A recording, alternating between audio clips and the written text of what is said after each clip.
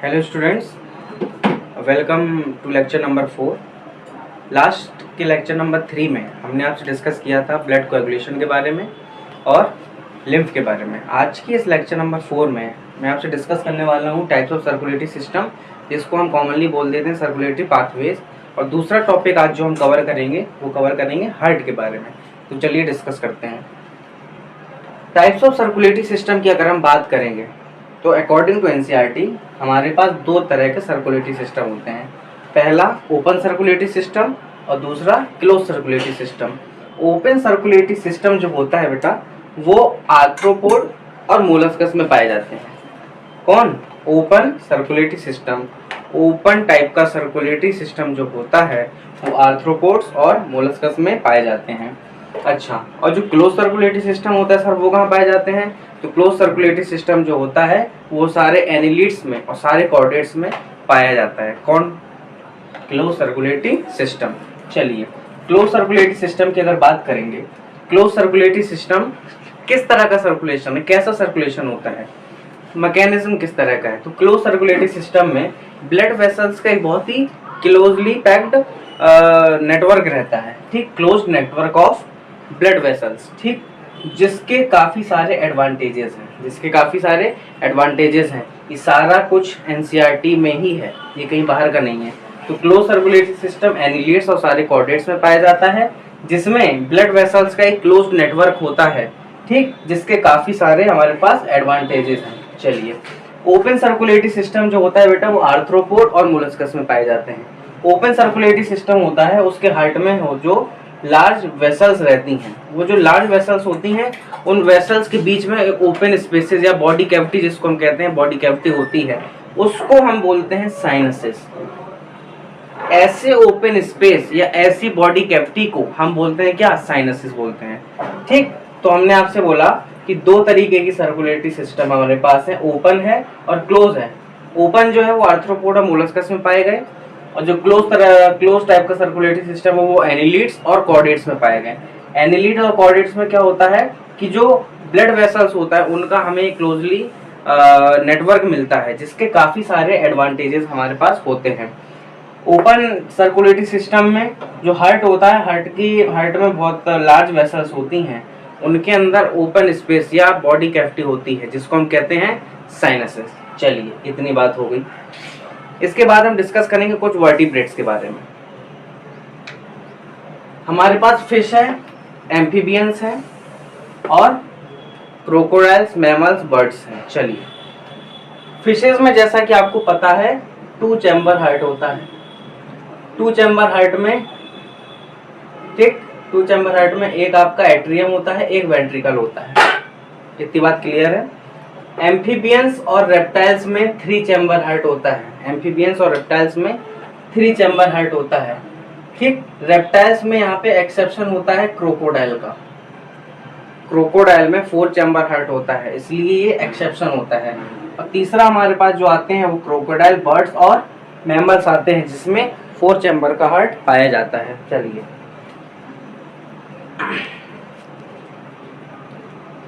Fish की अगर हम बात करें तो फिश में डीऑक्सीजनेटेड जब ब्लड आता है तो वो ऑक्सीजनेटेड किसके थ्रू होता है? गिल्स के थ्रू होता है। जब डीऑक्सीजनेटेड ब्लड आता है तो वो ऑक्सीजनेटेड किसके थ्रू होता है? गिल्स के थ्रू होता है। चलिए, उसके बाद जो ब्लड है, जो डीऑक्सीजनेटेड ब्लड है, वो जाता है बॉडी पार्ट्स में, वो सारे बॉडी पार्ट्स में जाता है और हार्ट में भी जाता है। एक बात ध्यान रखिएगा कि फिशेस में जो हार्ट होता है, जो ब्लड प्रेजेंट होता है हार्ट में, वो हमेशा डीऑक्सीजनेटेड ब्लड ही प्रेजेंट होगा। ठीक, इसको आप लोग स्टार करके लिखिएगा कि फिश के हार्ट में जो ब्लड होगा वो हमेशा डीऑक्सीजनेटेड ब्लड प्रेजेंट रहेगा। ठीक है। अब क्योंकि ये सब एक सिंगल सर्कुलेशन की तरह हो रहा है, एक सिंगल साइकिल चल रही है, इसलिए बेटा हम इसको बोलते हैं सिंगल सर्कुलेशन। सिंगल सर्कुलेशन किस में पाया जाता है? तो आप बोलेंगे फिशेस में पाया जाता है। इतना क्लियर है आपको? अब हम आपसे डिस्कस करेंगे एम्फीबियंस और रेप्टाइल्स के बारे में। फिश के बारे में हमने बात करी, वो सिंगल सर्कुलेशन में आता है। अब मैं आपसे बात करूंगा एम्फीबियंस और रिप्टाइल्स के बारे में। रिप्टाइल्स में एक एक्सेप्शन होता है क्रोकोडाइल का। क्रोकोडाइल में 3 चैम्बर हार्ट नहीं होता है, इसलिए उसको एक्सेप्शन बोला जाता है। क्रोकोडाइल के अंदर होता है 4 चैम्बर का हार्ट। चलिए, फिश हो गया। अब एम्फीबियंस और रिप्टाइल्स में, ठीक, इसमें क्या होता है 3 चैम्बर का हार्ट पाया जाता है, ठीक है, जिसमें 2 एट्रियम 1 वेंट्रिकल, 2 एट्रियम 1 वेंट्रिकल, ठीक। इसको समझते हैं। ये लंग्स हैं।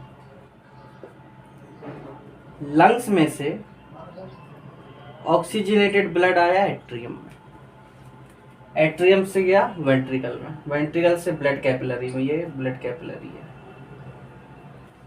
ब्लड कैपिलरी ने बॉडी टिश्यूज को ऑक्सीजनेटेड ब्लड दिए, ठीक है। यहाँ से जो CO2 है वो ब्लड कैपिलरी में गई, ठीक। बॉडी टिश्यूज की जो CO2 है वो ब्लड कैपिलरी में गई, ब्लड कैपिलरी से एट्रियम में, एट्रियम से वेंट्रिकल में आई और वेंट्रिकल से वापस लंग्स में चली गई। अब एक बात आप देखिए कि जो ये वेंट्रिकल है ये सिंगल वेंट्रिकल है, यहाँ 2 वेंट्रिकल नहीं है, यहाँ 2 वेंट्रिकल नहीं है कि लेफ्ट एट्रियम का अलग है और राइट एट्रियम का अलग ब्लड है। यहाँ ब्लड की मिक्सिंग हो रही है, यहाँ ब्लड की क्या हो रही है, मिक्सिंग हो रही है। यहाँ ब्लड मिक्स हो रहा है, या ब्लड क्या हो रहा है, यहाँ जो ब्लड है वो मिक्स हो रहा है, मिक्सिंग चल रही है ब्लड की, ठीक। तो हम इसको क्या कहेंगे, इनकम्प्लीट डबल सर्कुलेशन। क्या बोलेंगे इसको, इनकम्प्लीट डबल सर्कुलेशन। अगर क्वेश्चन आ जाए कि इनकम्प्लीट डबल सर्कुलेशन किस में पाया जाता है तो आप बोल देंगे बस एम्फीबियंस में और रिप्टाइल्स में। क्रोकोडाइल अगर होगा तो उसमें आप लोग इनकम्प्लीट डबल सर्कुलेशन नहीं लगाएंगे। इतनी बात समझ में आ गई, ठीक। वही मैंने यहाँ लिखा है। एम्फीबियंस और रिप्टाइल्स में क्या होता है, गिल्स, लंग्स और स्किन, इसके थ्रू ही होता है सब, ठीक है। लेफ्ट एट्रियम ये है, यहाँ से डीऑक्सीजनेटेड आया, ये राइट एट्रियम। सिंगल वेंट्रिकल में आके दोनों ब्लड, सिंगल वेंट्रिकल में आके दोनों ब्लड मिक्स हो गए, यानी ब्लड की मिक्सिंग हुई। तो हमें मिला क्या, हमें मिला कि वहाँ पे मिक्स्ड ब्लड है, वहाँ पे मिक्स्ड ब्लड प्रेजेंट है। इतनी बात समझ में आ गई। इसीलिए हमने इसको बोला, इसलिए हमने इसको क्या बोला, इनकम्प्लीट डबल सर्कुलेशन, ठीक है। फिश में क्या हुआ, सिंगल सर्कुलेशन। एम्फीबियंस और रिप्टाइल्स में क्या हुआ, इनकम्प्लीट डबल सर्कुलेशन। ये तरह याद रखिएगा। अब हम लोग आगे बढ़ते हैं, ठीक। क्रोकोडाइल की बात करेंगे, बर्ड्स की बात करेंगे और मैमल्स की बात करेंगे। चलिए, अब बात करेंगे बर्ड्स, मैमल्स और क्रोकोडाइल की। हमने फिश की बात करी, एम्फीबियंस की बात करी, रेप्टाइल्स की बात करी। अब बात करेंगे बर्ड्स, मैमल्स और क्रोकोडाइल में। ये जो क्रोकोडाइल है ये वही रेप्टाइल का एक्सेप्शन है जिसके अंदर 4 चैम्बर का हार्ट होता है। तो बर्ड, मैमल और क्रोकोडाइल के अंदर 4 चैम्बर्ड हार्ट होता है। इसमें 2 एट्री और 2 वेंट्रिकल। इतनी बात समझ में आई। चलिए, सीधा सीधा है, ज़्यादा कुछ इसमें नहीं है। ऑक्सीजनेटेड ब्लड लेफ्ट एट्रिया में आया, ये आपकी राइट एट्रिया रही, इसमें डीऑक्सीजनेटेड ब्लड आया। जो ऑक्सीजनेटेड ब्लड लेफ्ट एट्रिया में आया वो जाहिर सी बात है कि लेफ्ट वेंट्रिकल में जाएगा, और जो डीऑक्सीजनेटेड ब्लड राइट एट्रिया में आया वो राइट वेंट्रिकल में ही जाएगा, ठीक है, क्योंकि इसमें 4 चैम्बर का हार्ट है कुछ इस तरह से। इसका जो डीऑक्सीजनेटेड ब्लड है वो इसमें आएगा, इसका जो ऑक्सीजनेटेड ब्लड है इसमें आएगा, है ना, सेपरेट आएगा। इसमें कोई किसी भी तरह की मिक्सिंग नहीं होगी, किसी भी तरह की मिक्सिंग नहीं होगी। इसीलिए हम इस तरह की सर्कुलेशन को नाम देते हैं किसका, कंप्लीट डबल सर्कुलेशन का। किसका, complete double circulation. Got it. तो हमने आपसे फिश के बारे में बात करी, हमने आपसे एम्फीबियंस और रेप्टाइल्स के बारे में बात करी, और हमने आपसे बर्ड्स, मैमल्स और क्रोकोडाइल के बारे में बात करी। ठीक, दो तरह की सर्कुलेशन मैंने आपको बताया, ओपन और क्लोज। ठीक, फिश में सिंगल सर्कुलेशन, फिश में सिंगल सर्कुलेशन, और एम्फीबियंस और रेप्टाइल्स में इनकम्प्लीट डबल सर्कुलेशन, और बर्ड्स, मैमल्स और क्रोकोडाइल में डबल सर्कुलेशन। ठीक है, चलिए आगे बात करेंगे आपसे बर्ड्स के बारे में, मैमल्स के बारे में, और जो एक्सेप्शन रह गया था रेप्टाइल्स का, क्रोकोडाइल के बारे में। इन तीनों की अगर बात करें तो बर्ड्स, मैमल्स और क्रोकोडाइल में कितने चैम्बर हार्ट होता है? 4 चैम्बर का हार्ट होता है, कुछ इस तरह से। ये हार्ट है, ठीक, सॉरी, ये हार्ट है आपका, एक सैंपल बना रहा हूँ, 2 एट्रियम 2 वेंट्रिकल, इस तरह से आपका हार्ट होता है। ठीक, किसमें? बर्ड्स, मैमल्स और क्रोकोडाइल में। ठीक, अच्छा, जैसे हमने इनकम्प्लीट डबल सर्कुलेशन में बात करी थी तो उसमें ब्लड की मिक्सिंग हो रही थी। ब्लड की मिक्सिंग होने का उसमें रीज़न क्या था? सिंगल वेंट्रिकल का होना। लेकिन इसमें आपको दिख रहा होगा कि सिंगल वेंट्रिकल नहीं है, इसमें डबल वेंट्रिकल है, सेपरेट वेंट्रिकल भी है। ठीक है, मान लीजिए ये आपका लेफ्ट एट्रियम है, ये आपका राइट एट्रियम है। इस लेफ्ट एट्रियम में ब्लड आया डीऑक्सीजनेटेड ब्लड, इस राइट एट्रियम में ब्लड आया ऑक्सीजनेटेड ब्लड। ये जो डीऑक्सीजनेटेड ब्लड है ये लेफ्ट एट्रियम में आया, तो जाहिर सी बात है अगर लेफ्ट एट्रियम में आ रहा है तो ये राइट वेंट्रिकल में जाएगा। ये जो राइट एट्रियम में ब्लड आ रहा है ये राइट वेंट्रिकल में जाएगा। तो आप यहाँ देख पा रहे होंगे कि यहाँ किसी भी तरह की मिक्सिंग ब्लड की नहीं हो रही है। तो आप यहाँ लिख दीजिए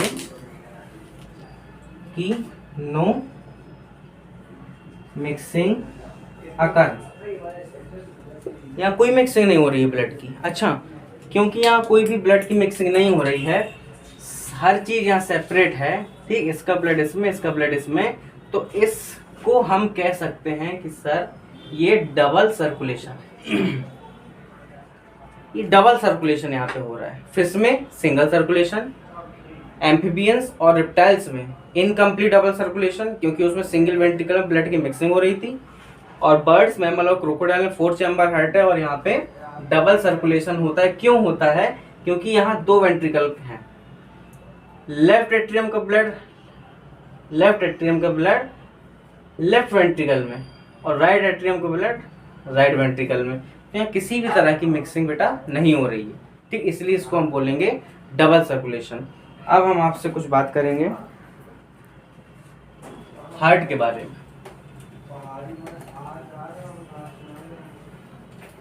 ठीक, थोड़ा सा समराइज करते हैं। टाइप्स ऑफ सर्कुलेटरी सिस्टम की बात करी। टाइप्स ऑफ सर्कुलेटरी सिस्टम में 2 टाइप बताए, ओपन और क्लोज। ठीक, ओपन और क्लोज। उसके बाद हमने आपसे बात करी सिंगल सर्कुलेशन के बारे में, इनकम्प्लीट डबल सर्कुलेशन के बारे में और डबल सर्कुलेशन के बारे में। ठीक है, इतनी बात क्लियर है। अब हम आपसे डिस्कस करने जा रहे हैं हार्ट के बारे में। चलिए हार्ट के बारे में बात करेंगे। आपके एनसीईआरटी में एक डायग्राम बना हुआ है हार्ट का, उसमें लेबलिंग है काफ़ी सारी। उन टर्म्स को पहले हम लोग क्लियर करते हैं कि किसका क्या काम है, क्या होता है। चलिए, तो पहला टर्म जो आया है हार्ट में वो है एओर्टा का। ठीक, ये क्या करता है? It always carry oxygenated blood, हमेशा अपने साथ लेके चलेगा ऑक्सीजनेटेड ब्लड। एओर्टा की ओपनिंग पे एक वाल्व प्रेजेंट होता है, उस वाल्व को हम बोलते हैं एओर्टिक वाल्व, जो कि एक तरह का सेमील्यूनर वाल्व है। It's a kind of सेमील्यूनर valve.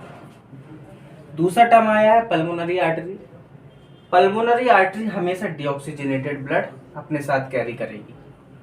ठीक, ये ऑक्सीजनेटेड ब्लड और ये डीऑक्सीजनेटेड ब्लड, इनके पास भी वॉल्व होता है जिसको हम कहते हैं पल्मोनरी वॉल्व।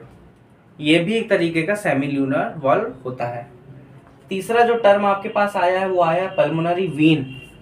पल्मोनरी वीन ये क्या करता है? It carries oxygenated blood from lungs to heart, lungs से हार्ट तक ऑक्सीजनेटेड ब्लड को ले जाने का काम कौन करता है? Pulmonary vein. इसके पास किसी भी तरह का कोई भी वॉल्व नहीं होता है, ठीक, नो वाल्व। इसके बाद जो फिफ्थ टर्म हमारे पास आया है bundle of his.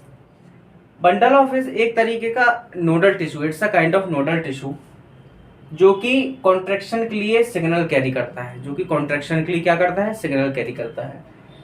Sixth term जो आया है left ventricle, it's a thick myocardium, जिसकी वजह से जो ब्लड है, ये एक थिक मायोकार्डियम है जिसकी वजह से हमारा जो ब्लड है वो और भी ज्यादा प्रेशर से पंप होता है, ठीक। सेवेंथ जो टर्म आया है interventricular septum. Interventricular septum, biology में एक बात है जो जिसका नाम है भाई उसकी सबसे बड़ी प्रॉपर्टी है। तो इस नाम से ही आप लोग देख पा रहे होंगे कि सेप्टम की बात हो रही है किन्हीं दो चीजों में। इंटर मतलब दो चीजों के बीच का, तो सेप्टम बिटवीन वेंट्रिकल्स, दो वेंट्रिकल्स के बीच का सेप्टम क्या कहते हैं उसे? Interventricular septum. एक टर्म और आया है एपेक्स। एपेक्स जो एंड पार्ट होता है हार्ट का उसको हम लोग बोलते हैं एपेक्स, ठीक है। चलिए अब राइट वेंट्रिकल और कॉर्डी टेंडिनी, एसे नोड और एवी नोड, ये लास्ट के चार टर्म्स भी डिस्कस करेंगे। जो राइट वेंट्रिकल है इट ऑलवेज रिसीव, ये रिसीव करेगा हमेशा, क्या करेगा? रिसीव डीऑक्सीजनेटेड ब्लड, ये रिसीव करेगा डीऑक्सीजनेटेड ब्लड। जो कॉर्डी टेंडिनी है वो क्या करेगा? It connect papillary muscle with valve, valve के साथ पेपिलरी मसल्स को कनेक्ट करेगा। Last second SA node. SA node is also known as pace certain, जिसमें मैक्सिमम डिपोलराइजेशन होता है। और जो लास्ट है एवी नोड, इसको हम लोग पेस मेकर बोलते हैं, ठीक। आई होप आपको ये जो टर्मिनोलॉजी है ये समझ में आई होगी। आइए कुछ बातें अपन लोग बेसिक सी हार्ट के बारे में जानते हैं। अभी हमने आपको टर्मिनोलॉजी बताई सारी, अब कुछ दो चार पॉइंट हैं, बहुत ही बेसिक से पॉइंट्स हैं हार्ट के बारे में जो कि एनसीईआरटी में गिवन है, उनके बारे में डिस्कस करते हैं आपसे। ह्यूमन सर्कुलेटरी सिस्टम, जिसको हम ब्लड वेस्कुलर सिस्टम भी कहते हैं, it consist of muscular chamber heart. इसके अंदर एक मस्कुलर चैम्बर हार्ट होता है, ठीक। It's a network of closed branching blood vessels और ब्लड। इसके अंदर एक क्लोज नेटवर्क होता है, किसका? ब्लड वेसल्स का, ठीक। चलिए मेसोडर्मली डेराइव्ड है, ये सारे पॉइंट्स आपको एनसीईआरटी में लाइन टू लाइन मिल जाएंगे। मेसोडर्मली डेराइव्ड है, होता कहाँ पे? थोरैसिक कैविटी में होता है, दो लंग्स के बीच में होता है, ठीक। थोड़ा सा लेफ्ट साइड की तरफ होता है, it's slightly tilted to left. Clenched fist, एक मुट्ठी के बराबर इसका साइज होता है, एक मुट्ठी के बराबर इसका साइज होता है। टू स्मॉल अपर चैम्बर, जिसको हम कहते हैं एट्रिया, और दो large lower chamber. Lower chamber जो उसको होते हैं वो लार्ज होते हैं, अपर चैम्बर इसके छोटे होते हैं, जिसको हम बोलते हैं वेंट्रिकल। तो ये कुछ बेसिक सी बातें हार्ट के बारे में। आज टाइप्स ऑफ सर्कुलेशन हमने कंप्लीट किया और हार्ट के बारे में हम लोगों ने बेसिक सी इंफॉर्मेशन डिस्कस करी। इसके नेक्स्ट लेक्चर में कार्डियक साइकिल हम लोग डिस्कस करेंगे, डबल सर्कुलेशन के बारे में डिटेल डिस्कशन करेंगे, ईसीजी डिस्कस करेंगे और ईसीजी के बाद डिसऑर्डर करके हम इस चैप्टर को फिनिश करेंगे।